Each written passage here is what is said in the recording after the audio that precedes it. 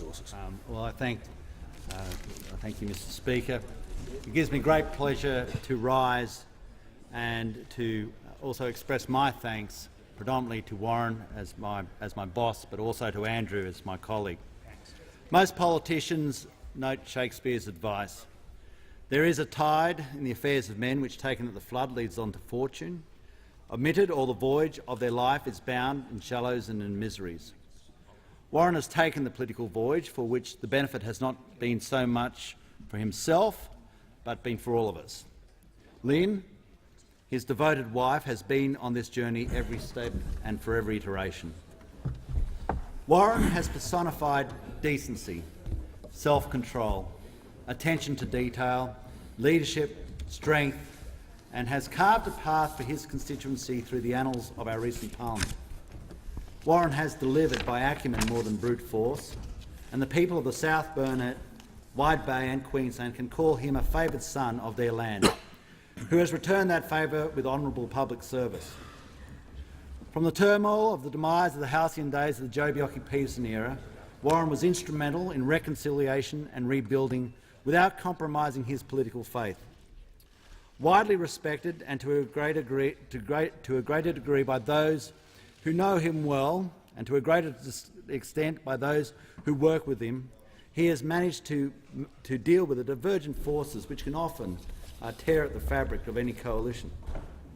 But Warren also did not shy from the fights and the internal opprobrium that he had to absorb on issues such as the single desk, live exports, assuring foreign investment is in our national interests. He was responsible for one of the first major appropriations on the inland rail between Melbourne to Brisbane, the start of Badgerys Creek. He has dealt with the trials and tribulations of MH370 and in the past issues such as the Cormo Express. As part of the Shadow Cabinet in 1994 and by far the longest-serving minister in Cabinet, he has the laurels of a person who has exceptional parliamentary talent and all that requires. The question that is only fairly asked by the public, and they should know, is what are these talents? For Warren, I believe it's his Lutheran attitude to detail means that Warren does not wing it. If he gets the file, he reads the file. He will read yours as well. He does not rise to the bait of the personal barb. Find me the person who says that he knows the time where Warren was not a gentleman in his words, his conduct and his actions, and I will say that you are talking to someone who is making it up and obviously does not know Warren. This is an exceptional trait, as so many people fall off the dignified pedestal to become cranky and bitter. Warren has never, ever done this. Warren's capacity to hold the confidence is legendary. As we have said, there are probably three people who know what Warren is thinking on sensitive issues: Warren, his wife and his God. It is part of the National Party lexicon that sometimes we wonder if he tells God. The taciturn nature that comes from this man, a man who grew up on the land, making his way with his hands and dealing with the providence of the soil, building on an agricultural lifestyle with service to the district in his positions on the local council at Kingaroy and farming groups. Being a strong member of his local church community means that the formation of Warren Truss is one of pragmatism, diligence, with a strong and abiding core values and a commitment to family and his nation through many things, including public service.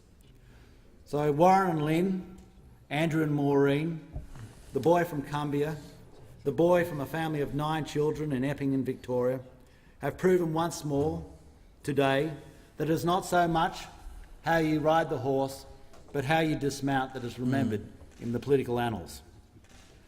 I asked when I was over in the US before I came into politics, while over there with the member for Blaxland, whether Abraham Lincoln from a log cabin in Hardin, Kentucky, would make it today in the United States. It was a salutary statement that they said probably not. Probably not. The political dynamic has changed. But we still should be proud, incredibly proud in this nation, that the Deputy Prime Minister came from Cumbia, that the Minister for Trade came from Epping, that this is the nation that we have. We are not owned by major political donors. We are not owned by major political forces.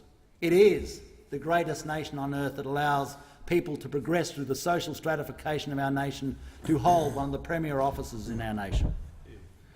Now, I said to the National Party just prior to coming to here that Warren, quite obviously, for our party, will be in the pantheon of the great leaders. We pride ourselves on stability. We pride ourselves on the fact that in 100 years we've had 12 leaders.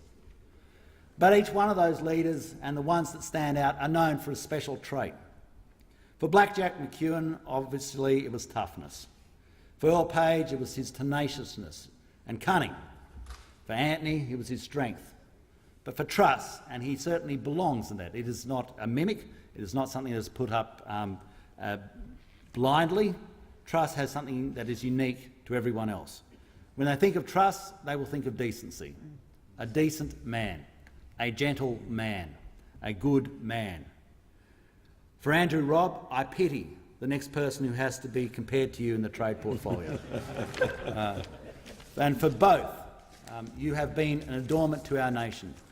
And I wish you all the best, and may you spend the rest of your years, and maybe there'll be many of them, in the company of your wife, your family, and always bear a thought for what further service you can deliver to us. All the best, and God bless.